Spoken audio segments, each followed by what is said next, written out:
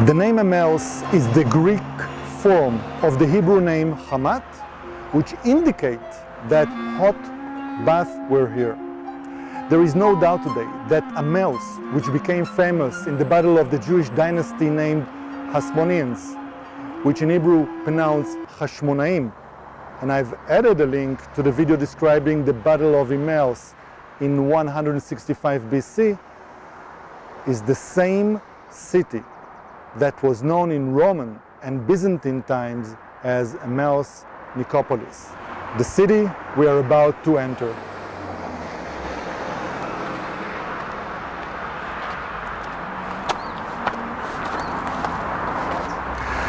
During the Great Revolt of the Jews against the Roman between 66 and 70 AD, the Roman 5th Legion, named Macedonia, settled in Emmaus. After the suppression of the revolt, Emperor Vespasian turned Emmaus into a colony and changed its name to Emmaus Nicopolis, which means the city of victory, named after Nike, the goddess of victory. The hot spring at Emmaus attracted many settlers, and the large Roman bath was built there, and I've added a link to a video on that Roman bath. In the Byzantine period, Emmaus, important as a religious, spiritual city, grew following the adoption of Christianity and following the description in the New Testament where Jesus met two of his disciples 3 days after his crucifixion and resurrection. The city flourished and prospered. With the Muslim conquest in the early 7th century, the Muslims destroyed the city.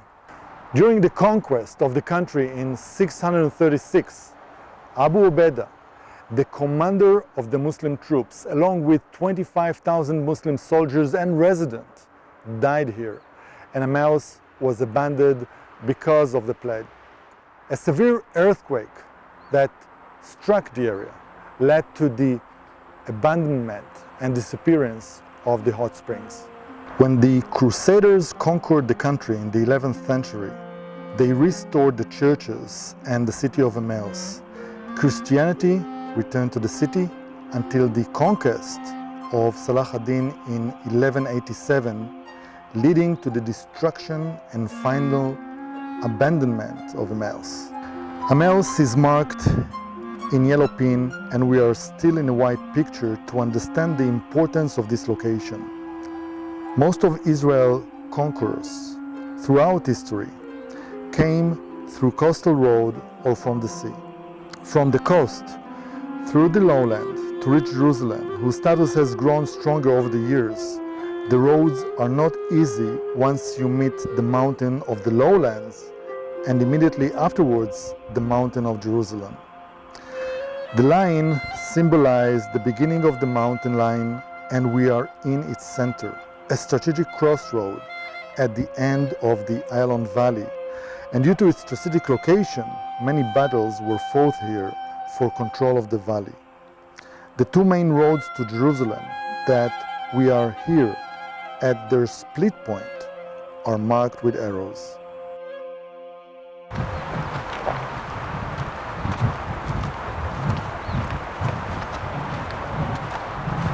This is a very ancient wall of the church, of the big southern basilica, which was built probably in the 5th or 6th century. But the stones are so big that the first archaeologists thought that it was a Roman building. But the form of it is Byzantine, in fact. Maybe Byzantines used some older stones from another building. So let's go into inside the Byzantine church. We are in the main apse of the Byzantine church. In the Byzantine times, there were 3 apses. This is the main one, the central. There was one on the north and one in the south. So these walls didn't exist in the Byzantine time. Yeah? You see these walls around us? These walls were built later. They were built by Crusaders. 800 years ago, when the Crusaders came, they found the Byzantine church destroyed. So they rebuilt it. But in the Byzantine times, the church was larger. There were 2 rows of columns here, on each side of this nave. Yeah? And the walls were there, further on. Yeah. So the church was longer also. Now, this is a very important place of Christian pilgrimage. As I've told you already, the first pilgrim visiting this place mentioned it in the year 333. Yeah. The place is on a very important road between Jaffa and Jerusalem. And in the old times, pilgrims were coming by ship from Europe to Jaffa. And it took them 2 days to get to Jerusalem along this road, so they were stopping here. They were visiting Lod and Emmaus. Now, this place is very important for Christians. It was considered, since the ancient times, as the place where Jesus broke the bread after his resurrection. So why is this story so important for Christians? Because the story of Luke, first of all, it's very touching and very emotional. And secondly, it's symbolic. Jesus walks with the two of his disciples from Jerusalem to Emmaus, and on his way, they don't recognize him immediately. He explains them the scriptures. He explains them the Old Testament. The New Testament was not written yet. So he explains them the Old Testament, and he explains them what's the Old Testament, the Jewish Bible, tells about the Messiah. The Messiah has to suffer, to be killed, and to rise from the dead. When they come to Emmaus, the two disciples invite Jesus to their house, and he breaks the bread. He says the blessing, the Jewish blessing, and then they recognize him, that this is their teacher who is alive. This story surely is an allusion to the Last Supper, to Jesus distributing the bread to his apostles, to his disciples at the Last Supper. So it's also the allusion to the Eucharist, to the main Christian liturgy, the main Christian rite. Yeah? During the Eucharistic celebration, Christians listen to the scriptures, explanation of the scriptures, and then they break the bread. And this moment of the breaking of the bread, we Christians will believe that we meet the risen Jesus. Jesus becomes present in the broken bread during the Eucharistic celebration in the Christian community. That's why this story of Luke about Emmaus is symbolic. It explains us, in effect, the main rite or the main liturgy of the Christian people. And it explains us also that we Christians who have never met Jesus alive in our life, we can meet him during the Eucharistic celebration. We meet Jesus who is alive while we pray with other Christians, and we remember the death and the resurrection of Jesus. This is the true place where we can meet Jesus who is alive.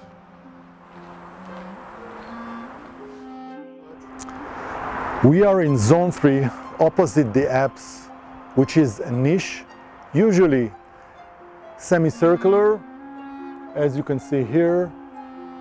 Here too you can see that part was built in the Roman Byzantine and part in the Crusader period.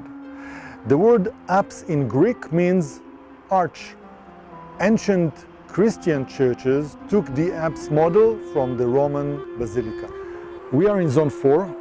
The Byzantine Baptistery is a bathing facility used in Christianity at baptismal ceremonies.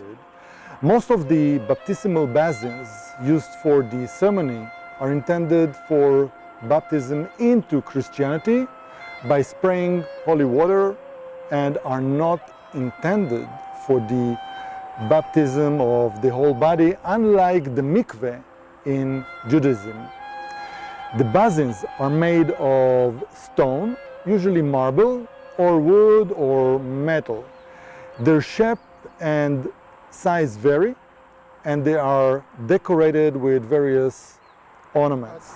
Sometimes the basins have 3 sides, symbolizing the Holy Trinity.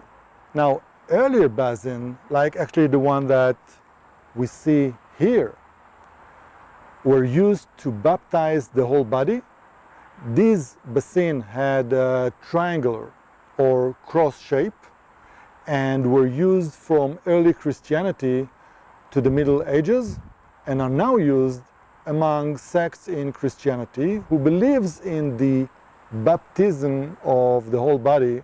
And again, we see a very good example here in this location. And what's also interesting is that it is close to the cistern where actually its water is received from the hills, the springs at the hills just above us.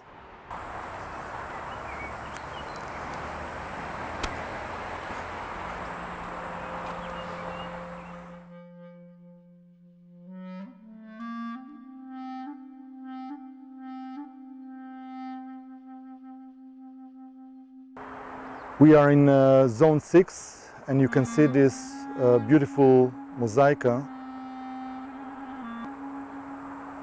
around us.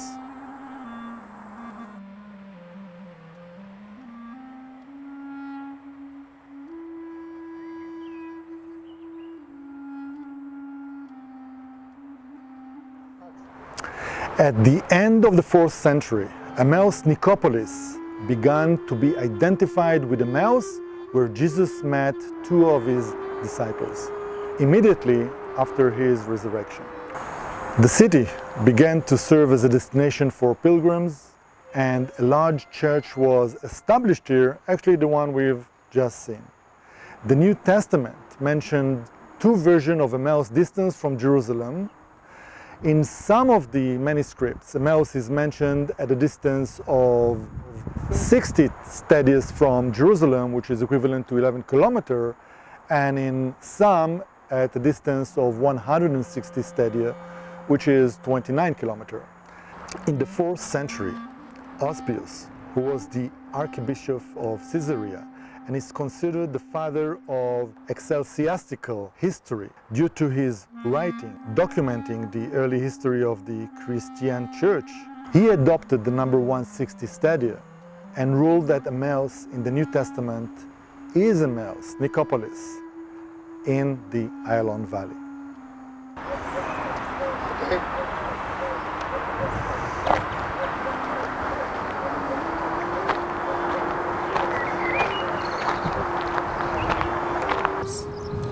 Two burial caves of Jews who were residents of Emmaus were also exposed, in addition to 2 limestone shurios with Jewish inscription engraved on them.